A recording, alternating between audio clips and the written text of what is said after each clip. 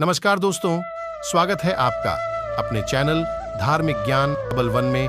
आपसे रिक्वेस्ट है कि वीडियो को अंत तक जरूर देखें। वीडियो पसंद आए तो लाइक करें, साथ ही दोस्त, रिश्तेदार में शेयर एंड सब्सक्राइब जरूर करें।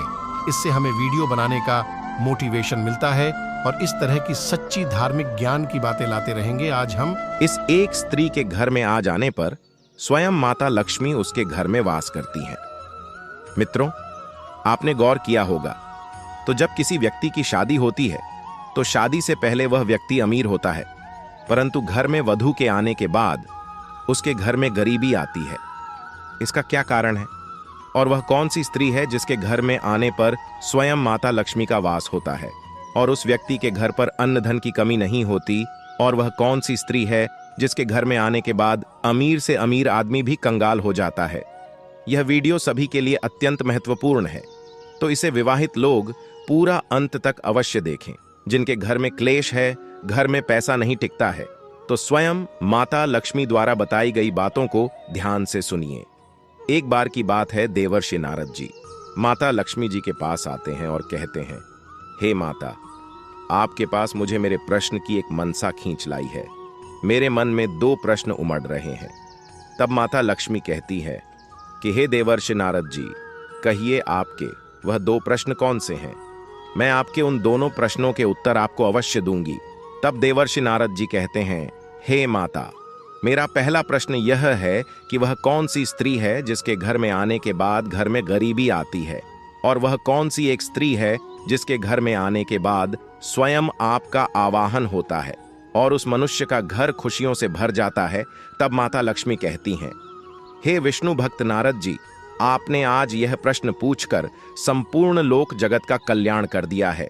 आज मैं आपको बताऊंगी कि वह कौन से ऐसे घर होते हैं जिनके घर में मैं प्रवेश करती हूँ, और साथ ही आपको यह भी बताऊंगी कि वह कौन सा क्लेश है जो किसी भी व्यक्ति के घर पर होता है तो उस व्यक्ति के घर को मैं छोड़ देती हूँ। परंतु हे नारद जी, मैं आपको आपके इन दोनों प्रश्नों के उत्तर एक कथा के माध्यम से दूंगी। तब देवर्षि नारद जी कहते हैं कि हे माता, आप कथा को सुनाइए, मैं इस कथा को पूरा अंत तक सुनूंगा। तब माता लक्ष्मी कहती हैं कि इस कथा को सुनने मात्र से समस्त मनुष्य के पाप नष्ट होते हैं और उन्हें स्वर्ग लोक में स्वयं यमराज जी अपने बराबर का स्थान देते हैं। अब माता लक्ष्मी जी उस कथा को सुनाना आरंभ करती हैं और कहती हैं, हे देवर्षि नारद जी, प्राचीन काल की बात है। मध्य देश में एक धनवान सेठ रहा करता था। उस सेठ के 2 लड़के थे, दोनों अत्यंत ही गुणवान और चरित्रवान थे। उस सेठ की पत्नी और उस सेठ के लड़कों की माता के अच्छे आचरण की वजह से ही स्वयं माता लक्ष्मी जी उस सेठ के घर पर विद्यमान थी, जिससे सेठ के घर पर धन धान्य की कोई कमी नहीं थी, जिससे उस सेठ की चर्चा पूरे नगर में थी। प्रत्येक व्यक्ति सेठ से अच्छे से बात करता था और सेठ के पुत्रों की प्रशंसा करता था। सेठ अब जहां भी जाता था अपने पुत्रों को साथ लेकर जाता था और उन्हें वह सारा काम सिखाता था जो वह सेठ स्वयं करता था, जिससे अब सेठ के पुत्र भी अपने पिता के काम में हाथ बटाने लगे थे, जिससे सेठ को दिन दुगनी रात चौगुनी तरक्की मिलने लगी थी। उसका धंधा साथ में आसमान पर था। एक बार उस सेठ के गांव में वर्षा नहीं हुई और पूरे गांव में गरीबी छा गई। गांव के सभी व्यक्ति राजा के पास गए तो राजा के कोष में जो अन्न था वह भी समाप्त हो चुका था। तब स्वयं राजा ने उस सेठ से कुछ अनाज उधार लिया। इसी तरह सेठ का नाम और कीर्ति सभी तरफ बढ़ती ही गई। अब सेठ बूढ़ा होने लगा, परंतु उससे पहले उस सेठ ने अपने दोनों पुत्रों की शादी कर दी। सेठ के छोटे बेटे का नाम मंगल था तथा बड़े बेटे का नाम मनोहर था। जब सेठ के अंतिम दिन निकट आए तो सेठ ने मनोहर तथा मंगल को अपने पास बुलाया और सेठ ने अपने पुत्रों से कहा कि हे पुत्रों, अब मेरे जाने का समय निकट आ गया है, परंतु उससे पहले मैं अपनी संपत्ति तुम दोनों के नाम कर देना चाहता हूं। अब माता लक्ष्मी कहती हैं कि हे देवर्षि नारद जी, अब वह छोटा बेटा मंगल बोल पड़ता है, पिताजी, मुझे संपत्ति में कोई हिस्सा नहीं चाहिए, बस मुझे आपका आशीर्वाद चाहिए और आप यह पूरी संपत्ति बड़े भैया मनोहर के नाम कर दो। तब पिता ने उसे कहा, हे पुत्र, आज नहीं तो कल तुम दोनों की पत्नियों में आपस में नोक झोंक होगी। फिर से तुम भाइयों में फूट भी पड़ सकती है। इसलिए अगर तुम्हारे हिस्से की जमीन तुम्हारे पास रहेगी तब तुम्हें कोई परेशानी नहीं होगी। अब वह छोटा बेटा मंगल बोला, पिताजी, मुझे अपने बड़े भैया मनोहर पर पूरा विश्वास है। वह अपनी पत्नी का साथ नहीं देंगे। ऐसी विषम परिस्थिति में वह मेरे साथ रहेंगे। अपने छोटे पुत्र का उदार हृदय देखकर उस बूढ़े सेठ का दिल भर आया। वह अपने मन में सोचने लगा कि सच में मेरा छोटा पुत्र अत्यंत सरल स्वभाव का है और सबसे प्रेम से बात करता है। मैंने अभी तक जितने भी लोगों से अपने पुत्रों की प्रशंसा सुनी है, उनमें से सबसे ज्यादा मेरे सबसे छोटे पुत्र की ही प्रशंसा की गई थी। अब सेठ ने अपनी पूरी संपत्ति मोहन के बड़े भाई मनोहर के नाम कर दी। कुछ ही दिनों बाद सेठ का स्वर्गवास हो गया, जिससे उनके घर पर सभी के चेहरों पर मायूसी छा गई। अब माता लक्ष्मी कहती हैं कि हे देवर्षि नारद जी, परंतु अभी तो यह सिर्फ शुरुआत थी। अब उस सेठ की मृत्यु के बाद मंगल और मनोहर की माता का भी अब स्वास्थ्य ठीक नहीं रहता था। 6 महीने बाद उनका भी निधन हो गया, जिससे मनोहर तथा मंगल बहुत दुखी हुए। इसी तरह दोनों भाई अब अपने पिता के व्यवसाय को संभालने लगे तथा उन दोनों की पत्नियां घर में रहकर घर का काम संभालती थीं। इसी तरह अब उन दोनों का जीवन व्यतीत होने लगा। परंतु कुछ दिनों बाद मनोहर को व्यवसाय में घाटा होने लगा, तो मनोहर को लगा कि शायद उसका छोटा भाई मंगल उसके साथ व्यवसाय में चालाकी कर रहा है और इसी वजह से उसे व्यवसाय में नुकसान हो रहा है। एक दिन मनोहर ने घर जाकर उसके छोटे भाई मंगल से यह बात कह दी, परंतु अपने भाई के ऐसा कहने पर मंगल ने भाई की बात का बिल्कुल भी बुरा नहीं माना। पिता के गुजर जाने के बाद मंगल अपने बड़े भाई को ही पिता की तरह सम्मान देता था। धीरे धीरे मनोहर की पत्नी भी अब मंगल की पत्नी से लड़ने लगी और सारी वसीयत मनोहर के नाम होने की धमकी देने लगी। एक दिन जब मंगल की पत्नी को मनोहर की पत्नी द्वारा बहुत परेशान किया गया, तब उसने आकर अपने पति मंगल से कहा कि हे प्रीतम, आपने अपने पिताजी की बात को ना मानकर सच में बहुत बड़ी भूल कर दी है। आज आपके बड़े भाई की पत्नी मुझे इस संपत्ति का लोभ दिखाती है, परंतु हे प्रीतम, मुझे यह सब कुछ नहीं चाहिए। मुझे बस आपका साथ चाहिए और रहने के लिए एक छोटा सा घर चाहिए, जिसमें मैं नित्य पूजा अर्चना करके शास्त्रों के अनुसार सारा काम कर सकूं। मंगल की पत्नी ने जब अपनी भाभी के लिए ऐसे शब्द सुने तो मंगल को उस पर विश्वास नहीं हुआ और मंगल ने अपनी पत्नी की बात को हंसी में टाल दिया और कहा कि हे प्रिय, वह हमारी भाभी जी हैं, उनका तो हक ही है ऐसे मजाक करने का। ऐसी ही बातों में मंगल की पत्नी भी आ गई और उसने भी सोचा कि शायद हो सकता है ऐसा ही हो। अब धीरे धीरे मनोहर के व्यवसाय में अब और भी ज्यादा नुकसान होने लगा। एक दिन मनोहर गुस्से में आकर अपने भाई से बोला, यह सारी वसीयत मेरे नाम है और तुम ऐसे इस वसीयत को बर्बाद नहीं कर सकते। मैं जो भी व्यवसाय करता हूं उसके बारे में सब कुछ तुम्हें पता होता है। मैं पैसा कहां पर रखता हूं, जमीन के कागजात कहां रखता हूं, वह सब सिर्फ तुम्हें ही पता होते हैं। तुम्हारे अलावा किसी को नहीं पता होते और पिता से भी ज्यादा हम दोनों काम करते हैं, परंतु फिर भी हमें व्यवसाय में घाटा हो रहा है। अवश्य ही तुम पैसों की हेर फेर करते हो, इसी वजह से व्यवसाय में घाटा हो रहा है। यह सारी संपत्ति पिताजी ने मेरे नाम की है, इसलिए मैं तुम्हें अपनी संपत्ति से बेदखल करता हूं। मोहन बेकसूर होकर अपने भाई की बात सुनता रहा। उसे अपने भाई पर जो भरोसा था वह सब कुछ 2 मिनट में चकनाचूर हो गया। मनोहर का हृदय भर आया। अब उसे लगा कि उसकी पत्नी सच कहती थी। अपने भाई के द्वारा संपत्ति से बेदखल किए जाने पर मंगल अपनी पत्नी के साथ तुरंत वहां से चला आया और एक कुटिया बनाकर रहने लगा।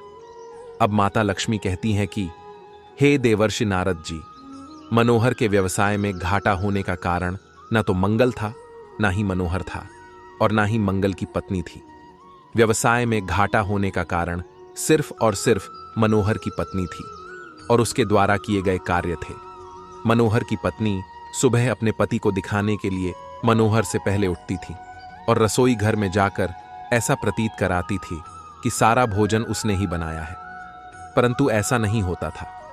मंगल की पत्नी सुबह जल्दी उठकर प्रातःकाल स्नान करती थी, पूजा पाठ करती थी, शास्त्र के अनुसार ही भोजन बनाती थी और वह मनोहर की पत्नी को खाना परोसने के लिए दे देती थी, जिससे मनोहर तथा मंगल को ऐसा लगता था कि वह भोजन स्वयं मनोहर की पत्नी और मंगल की भाभी बना रही है। मनोहर के व्यवसाय में घाटा होने का कारण सिर्फ और सिर्फ मनोहर की पत्नी थी। वह न तो स्वयं सुबह उठती थी, न तो शास्त्रों के हिसाब से भोजन पकाती थी। कभी कभी तो बिना नहाए ही भोजन पकाने बैठ जाती थी। भूल से कभी कभार ही मंगल की पत्नी के साथ पूजा पाठ में बैठ जाया करती थी। अब माता लक्ष्मी कहती हैं, हे देवर्षि नारद जी, इस प्रकार के आचरण से मैं स्वयं रुष्ट हो गई और मैं उस सेठ के घर से प्रस्थान कर गई। जब तक सेठ की पत्नी थी तब तक तो ठीक था।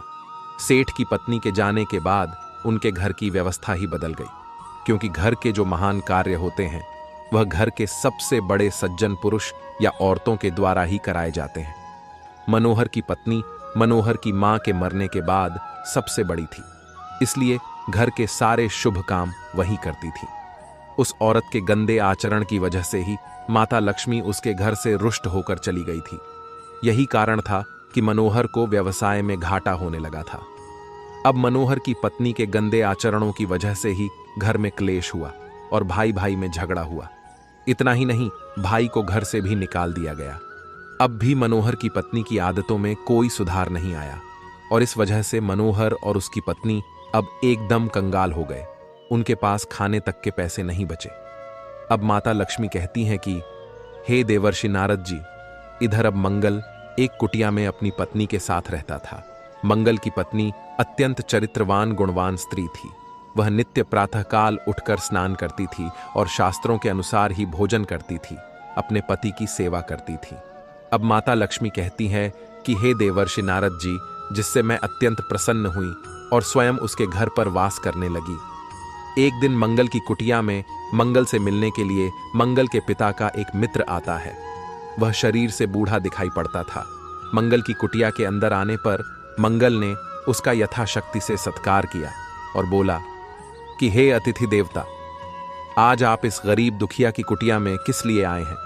तब मंगल के पिता के मित्र ने कहा, हे पुत्र, मैंने सुना है कि तुम्हें तुम्हारे भाई ने अपने ही पिता की संपत्ति से वंचित कर दिया है और मेरी भी कोई औलाद नहीं है, इसलिए मैं अपनी पूरी संपत्ति तुम्हारे नाम करना चाहता हूं। उस आदमी के ऐसा कहने पर मंगल ने उसे बहुत मना किया, परंतु वह सज्जन पुरुष नहीं माने और उन्होंने मंगल को उसके पिता का वास्ता देकर किसी तरह मना लिया और अपने साथ लेकर अपने घर गया और अपनी सारी संपत्ति मंगल के नाम कर दी। अब मंगल और उसकी पत्नी दोनों बड़े ही सुखपूर्वक से अपना जीवन व्यतीत करने लगे और इधर मनोहर अपनी पत्नी के गंदे आचरण की वजह से डर डर की ठोकरें खाने लगा।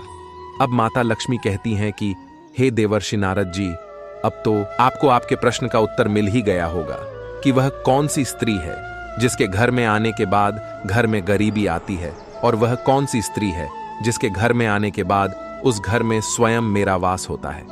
अब देवर्षि नारद जी कहते हैं, हे माता, अभी भी मुझे समझ में नहीं आया कि वह कौन सी स्त्री होती है जिनके आने पर घर में गरीबी आती है, और वह कौन सी स्त्री है जिसके घर में आने के बाद स्वयं आपका वास होता है। अब माता लक्ष्मी कहती हैं कि हे देवर्षि नारद जी, ठीक है, मैं तुम्हें तुम्हारे प्रश्न का उत्तर समझा देती हूं। तुम्हारा पहला प्रश्न था कि वह कौन सी स्त्री है जिसके घर में आने के बाद घर में गरीबी आती है। तो इस प्रश्न का उत्तर है कि एक ऐसी स्त्री जिसे शास्त्रों के बारे में अध्ययन नहीं होता, जो नित्य सुबह उठकर स्नान के साथ पूजा पाठ नहीं करती, बिना नहाए ही भोजन पकाती है और बिना नहाए ही खाना खा लेती है। तो इस स्त्री के घर में आने के बाद उस घर में गरीबी आती है। तुम्हारा दूसरा प्रश्न था कि वह कौन सी ऐसी स्त्री है जिसके घर में आने के बाद स्वयं मेरा आगमन होता है।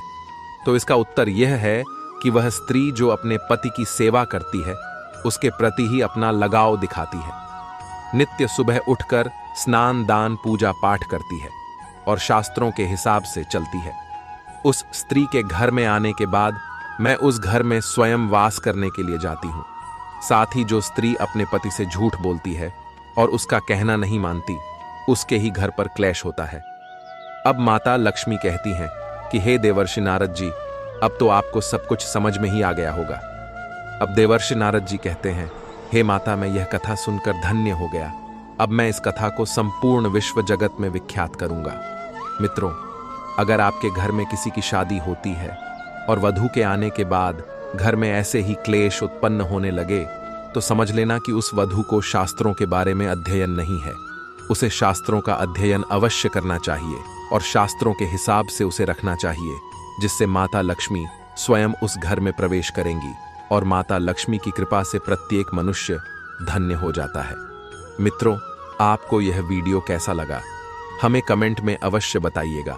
कमेंट में माता लक्ष्मी के नाम का एक कमेंट अवश्य कर देना। और आप सभी लोगों से विनम्र निवेदन है कि अगर आप सभी लोग हमारे YouTube चैनल पर नए हैं तो चैनल को अवश्य सब्सक्राइब कर लेना। मित्रों, इस वीडियो को उन सभी लोगों में शेयर करना जिनको ऐसी ही परिस्थितियों का सामना करना पड़ रहा है। अगर आप इस वीडियो को उन लोगों तक पहुंचा देते हैं और यह वीडियो वह देख लेते हैं तो शायद उनका इस वीडियो को देखने के बाद कुछ भला हो सके। मित्रों, वीडियो को यहां तक देखने के लिए आप सभी का दिल से धन्यवाद।